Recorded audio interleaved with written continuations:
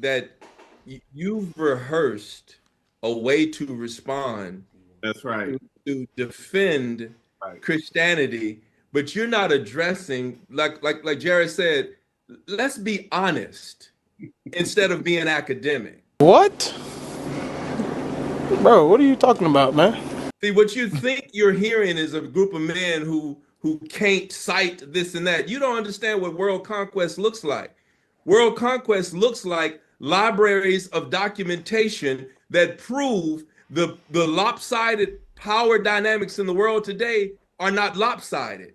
That Europeans deserve to be the next thing to divinity. So all of what you cite, that's your way of you holding firm. But the reality is this: what version of Christianity are you using can be used that's liberating our people from the bondage that we've been in for the last 500 to 1,000 years. You can cite who you need to cite. The reality is the diabetes, the death rate, the famine, everything that we on the bottom. I don't know where all you've traveled. It's not a traveling contest, a passport contest either. But everywhere you will go or have gone where black people are, we're at the bottom. And you know what we believe in those places? Christianity. So type in the chat what was the problem with that? So Myrna said, so Jesus is our issue.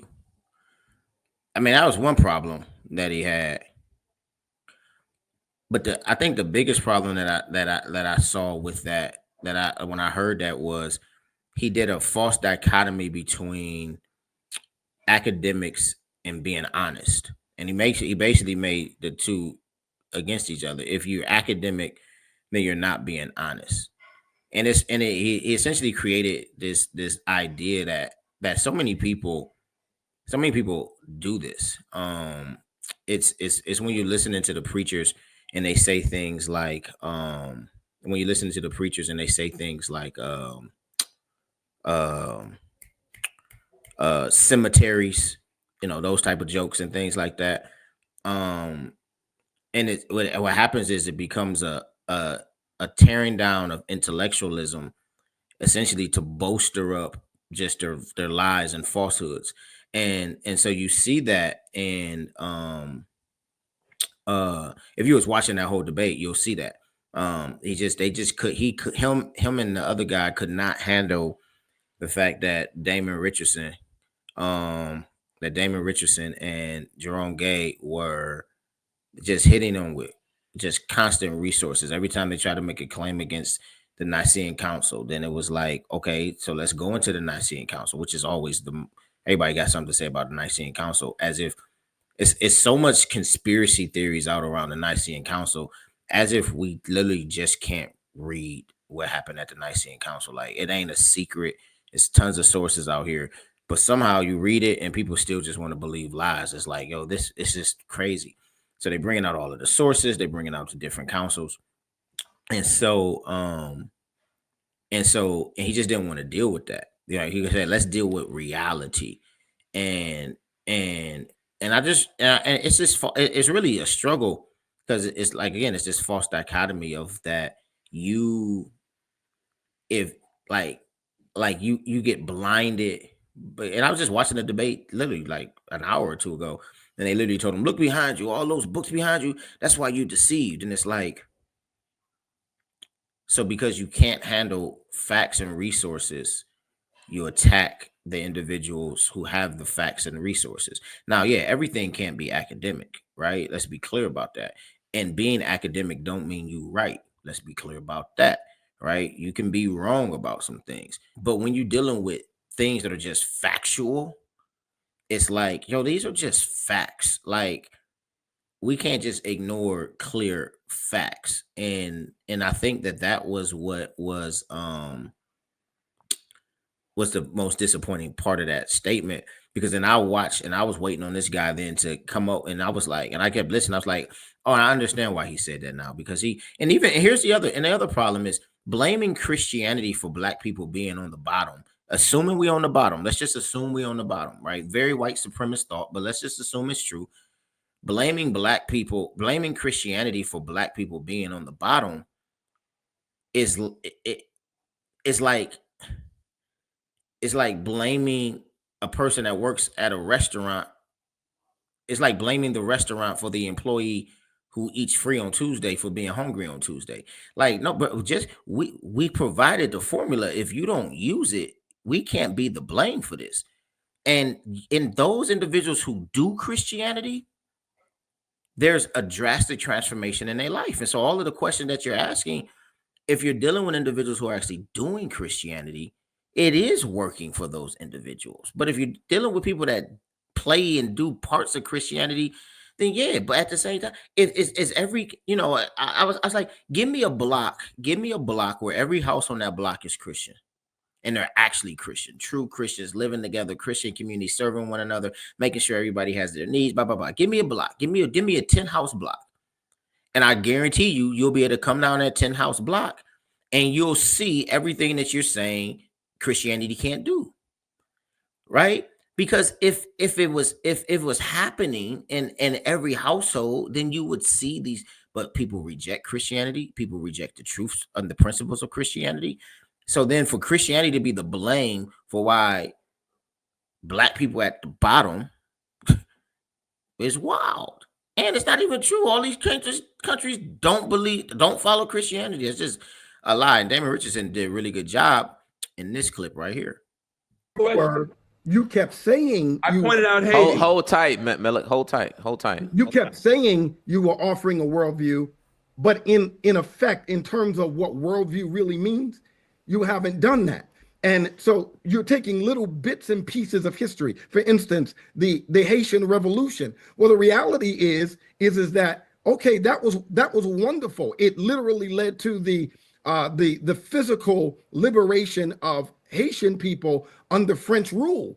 But historically, that also inspired many of the revolts here in this country during the time of slavery. And so the reality is that what you're pointing to, we have an actual historical example of how that influence did inspire. And the interesting thing is that who it inspired? It inspired Christians to revolt. We literally have the narratives of formerly enslaved people, and as well as the narratives of slaveholders. And from a documented standpoint, here is what slaveholders said: that the most problematic enslaved people on their plantation were Christians, because them reading the Bible and becoming Christians gave them dreams of liberation. It made them insubordinate. It made them run, and it made them see themselves as equal and as human and as equal to their white slaveholders. Who said that, Brother Damon? I just want to hear who said it. And why did they create a law to outlaw the drum then? Yeah, I'll give you the quote. Hold on. Let's let him struggle with that for me. Say it again. And I want now pause, pay attention. Watch this, watch the arrogance. Damon is talking, he interrupts him, he says, "Who says that?" Now, because Damon is talking from what he knows and he doesn't have the quote necessarily up in front of him. Why is that doing that? Necessarily, my bad. There we go. Necessarily, I didn't realize I was like that the whole time. Necessarily up in front of him, he tries to assume that Damon don't have what he says. So he says, let him struggle with that for a little bit. This is where pride bites you right in the butt. I literally have an entire. And that's my point.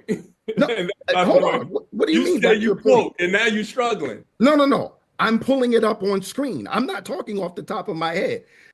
So he tries to act, so now Damon's about to start reading. Watch what he says next, because arrogance, pride bites him right in the butt. Watch this. Thomas L. Johnson, 28 years a slave. Who was that?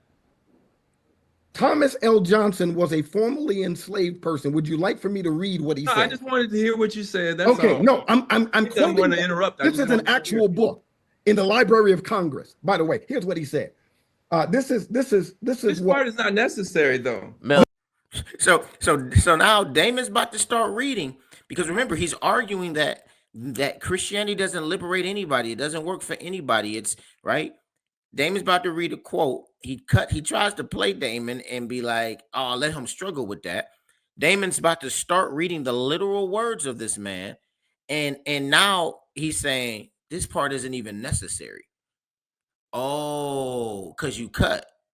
And you already know you're about to be cut. Let's keep going. Malik, let him We speak. gotta, because you just asked for documentation. Okay, let me read this so that you can see exactly what I'm talking about when it comes down to this whole notion of whites being enslaved. So this is a formerly enslaved African Christian by the name of Isaac Johnson, who wrote a book. It was published in 1901, but it predates his time in slavery. It's called Slavery Days in Old Kentucky. This is found on page 24 to 25. And I quote, he says this: on this trip, Rosa accompanied the master, and his wife was left on the farm to attend the matters there. His wife was a devout Christian Catholic, and while master was gone, she used to gather the slaves remaining each morning in her dining room and teach them prayers, and some of the younger ones she taught to read. When the master returned in the spring and learned what she had been doing, he was very angry. Well, I wonder why. Here's why.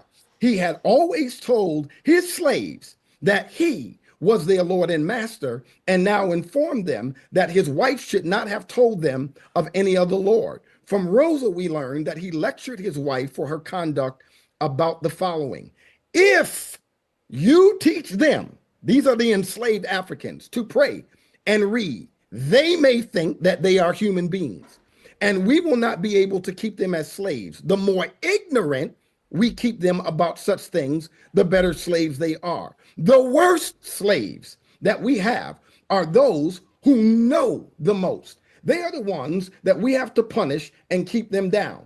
We have here from 20 to 200 slaves each year, and if they should know as much as we do, where would we be? They would murder us in spite of the law.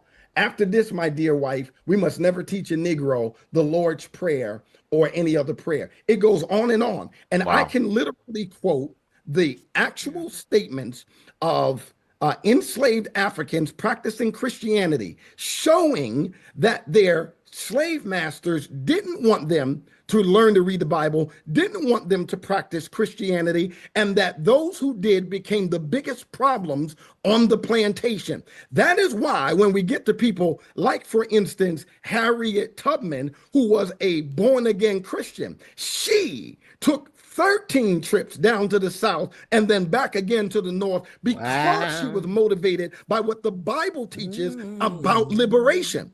And so in the biblical worldview, we are not only taught that the Son makes us free indeed spiritually, but we are taught, because we are made in the image of God, that it is our God-given right to be physically liberated from bondage. Yes, and that is what motivated them. You still haven't given anybody that's practicing your worldview where it worked, how it worked. All you are doing is postulating and essentially hypothesizing. But where did it work? We just quoted history about how Christianity has liberated and contributed to the liberation of Black people. Liberated us to what? So there we go. So check it out here. I know first. Did you notice at the end of that, he said, liberated us to what? That's what you call moving the goalpost, right? So you say that it doesn't work with anybody. Then you read where the idea of true, pure Christianity, not the white man's Christianity that they use to try to enslave Black people, that it actually began to be real. All of a sudden, he moves the goalpost and he says, well, liberated us to what? You know what I'm saying? Yeah. So that was just a clip, man. That was really good clip. That debate was really, really good. Because it's so much nonsense that people spew out here when it comes to Christianity, especially with it being the white man's religion and all of that stuff, and trying to continue to distinguish between the two, that you had white people who came in the name of Christianity who misrepresented Christianity, and then you had the true Christianity, and learning to not conflate the two. Here's a book It's called, you can't see it. It's called Through the Storm and Through the Night. A lot of primary resources. And these are words of actual slaves, slaves like Jacobs, Harriet Jacobs, where she says things like she was able to she really fought for slavery, but she was able to differentiate between true Christianity and false Christianity practiced by slaveholders. And like others, she noted the dark irony that when her masters joined the Episcopal Church, his cruelty towards his human property only grew worse. Jacobs herself maintained her faith in true Christianity, believing it would open the hearts of Americans to the evils of slavery. A generation of enslaved Americans and oppressed free people of color before the Civil War did much the same. And she ended up getting her freedom in 1835. And then she went on to become an abolitionist, right? But then you had other situations like the Stono Rebellion, right? The Stono Rebellion was essentially a group of Congolese Catholics at the end of the day who, as they learned more about the Bible, they rebelled against their slave owners. Right now, their rebellion didn't get too far because a bunch of whites ended up killing 30 of the rebels. But the point was the rebellion was rooted in the fact that as they learned more about what the Word of God taught, the more that they were no longer content with being slaves. But when you look at the Great Negro Plot in 1741, essentially what happened was slaves they rebelled once again, right? But then what happened was white people got so distraught that they started to now stop black Christians from being able to worship because of the fact that the more that they were able, they weren't obedient slaves. They weren't obedient anymore, right? And so I'll just read this. It says, despite the clear evidence of slave Christianization, however, authorities from the British crowns assumed that all slaves involved in the plot were heathens, for how else could their actions be explained? So, they were heathens for wanting to be free. By the end of the plot, New York authorities had arrested 172 people, 152 blacks and 20 whites, executed 34 alleged conspirators, 30 blacks and 4 whites, and exiled 84 slaves from the colony. One jailed slave committed suicide. Fearful of slave rebellions, real or imagined, whites clamped down further on slaves' religious practices. They sought to eliminate any vestige of slave autonomy by restricting meeting places, occupational choices, and avenues of redress for grievances. As part of this tightening of control, religious exercises came under close scrutiny. White men with firearms kept watch over black assemblies and discouraged slave religious expressions. Okay? This is at the end of the Great Negro Plot. These are things that when people say, well, show us where Christianity has ever done anything to actually empower our people. Well, there it is. True Christianity, not the form of Christianity that was handed down, because yes, the reality was there was initially a thought that if we Christianize, essentially Christianizing meant stripping these black Americans of their identity and then giving them an identity that they can make more obedient slaves. And then that didn't start to work. And so then it got to the point where they like, no, we can't give them, we don't want them to worship. We don't want them to know what the Word of God says, because it's creating rebellion in them. And this is when they were reading the Bible, not the Negro Bible, not the slave Bible, not being taught white Christianity. When they were reading the Word of God, liberation and freedom became a clear thing for them to know. So you got people that ain't even living in slavery talking about we ain't liberated, we oppressed. You ain't even lived back then, but you speaking for the people back. But then we can read the writings of the people that was actually in it back then. And they're saying we distinguish between false form of Christianity and the true Christianity. And they held to the true Christianity that motivated them to want to be liberated, that motivated them to liberate others when they received their freedom. And so that was the point that Damon was trying to get at. And Homeboy didn't want to hear it and Damon made a really good point. He said, show us then where your worldview, because if every black person in America ain't a Christian, then that means whatever worldview they're following ain't working either. So you know what I'm saying? So either you're going to say that every black person in America is a Christian, so you can blame Christianity for the conditions of the black community. You know what I'm saying? Or ain't none of them worldviews working then. You know what I'm saying? Because the issue is not the worldview. The issue is the people. It was a good debate, man. But I wanted to show that just to show like, because I just thought it was hilarious where it was like, man, you tried to say he cut himself and then you cut yourself and then you tried to be like, why does this even matter? Brother, you brought it up. You kept saying that Christianity doesn't liberate. You kept saying that there's no examples of where Christianity has worked. And it's like, yo, we have tons of, yeah, if you're looking for a global, universal, you know what I'm saying? Like, come on, like you're moving the goalposts so far. Like, let's just look at the lives of individuals who grabbed hold of true Christianity when they were oppressed, and did it lead them to seek liberation and to fight for the liberation of others? If it did, then you can't say that Christianity does not liberate. You get what I'm saying? As if Christianity's liberation is only focused on the physical in the first place. But definitely has both physical and spiritual connotations. The night, Paul Harvey, great resource. Great resource. If you want to track the history of African American Christianity, yeah, it's a really great book. Really great primary resources going back to 1600s, 1700.